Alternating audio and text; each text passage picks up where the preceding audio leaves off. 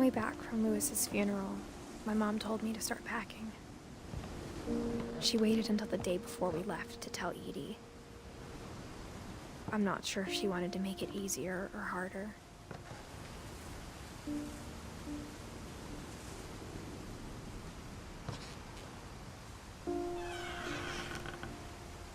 I wish we'd stayed.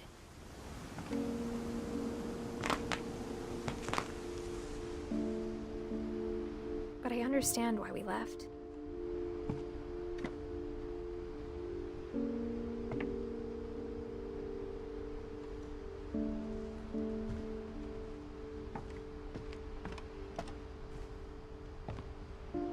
My mom ended up leaving everything behind.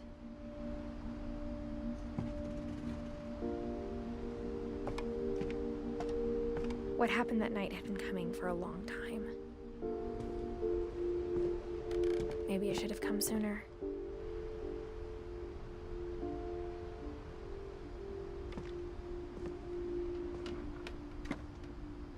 But it had to end one way or another. All that's left now is to tell you about that last night.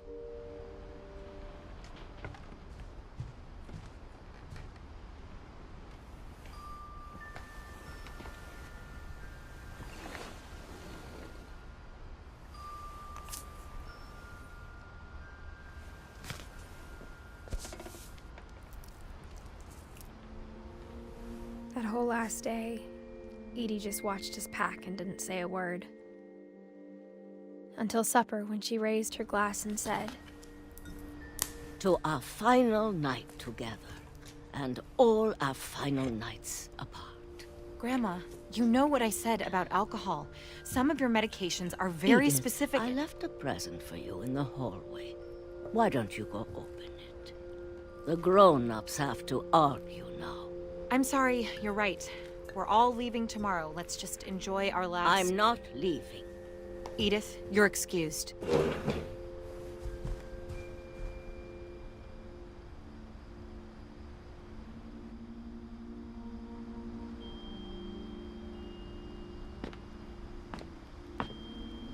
the power had been shut off that morning, but Edie always had plenty of candles. When my mom sealed the library, I don't think she knew about the other entrance. Or that Edie had a key to it.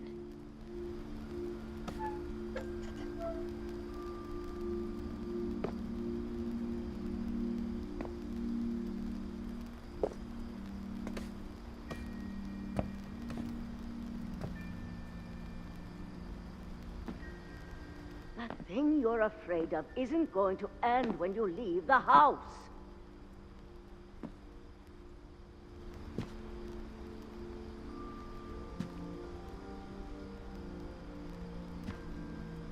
Edith has a right to know these stories. My children are dead because of your stories. I think it's best if Edith and I leave tonight. We'll have the nursing home send a van for you in the morning. Okay?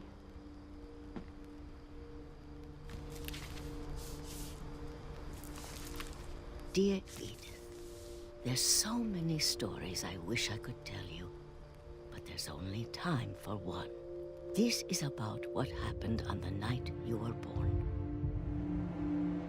That night, the tide went way, way out. It was the first and last time I ever saw the old house aground. There'd been an earthquake out in the middle of the ocean. They called it the lowest tide in 1,000 years. God, it smelled awful. You know, I've seen that house every day of my life.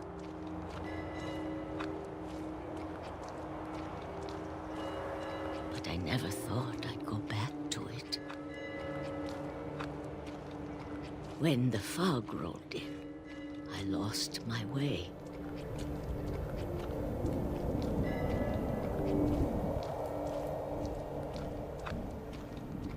I got turned around.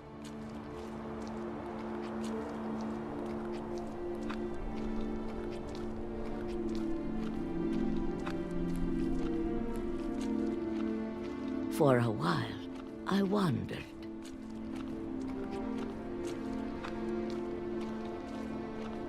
I started seeing things.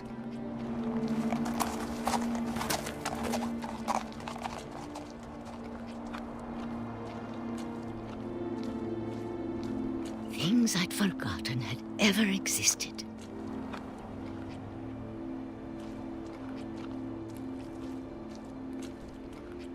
But when I saw them, they felt like old friends. That night, a lot of things came back to me. Or maybe I came back to them.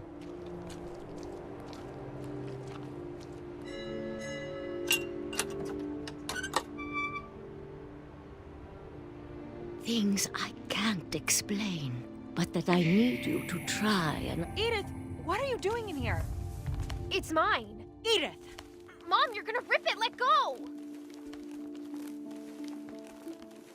I kicked and screamed, but Mom dragged me to the car. I never saw Great-Grandma Edie again.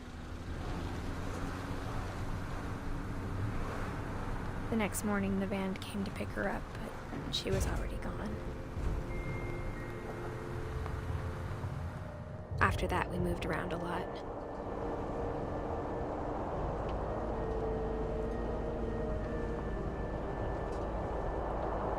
We both tried to make the best of it.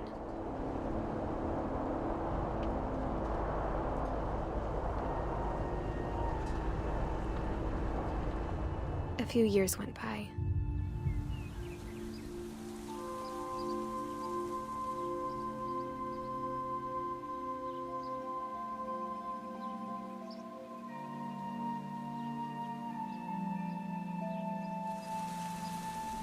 My mom didn't like to talk about it. But she started getting sick a lot. The rest happened pretty quickly.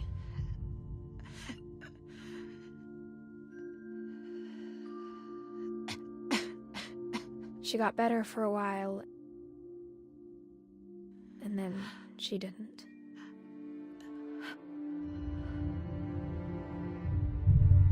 And then I was alone. The last Finch left alive.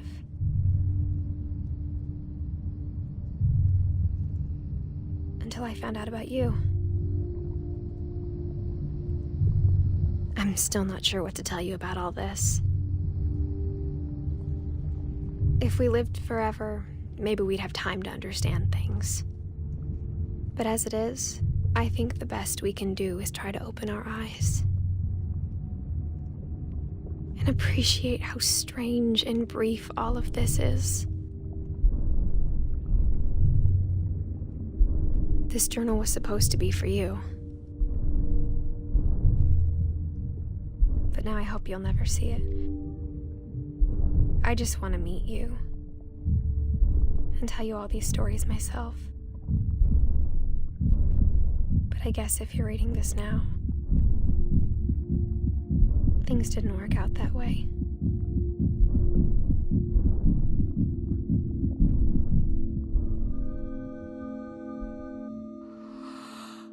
This is where your story begins. I'm sorry I won't be there to see it. It's a lot to ask, but I don't want you to be sad that I'm gone. I want you to be amazed that any of us ever had a chance to be here at all. Good luck.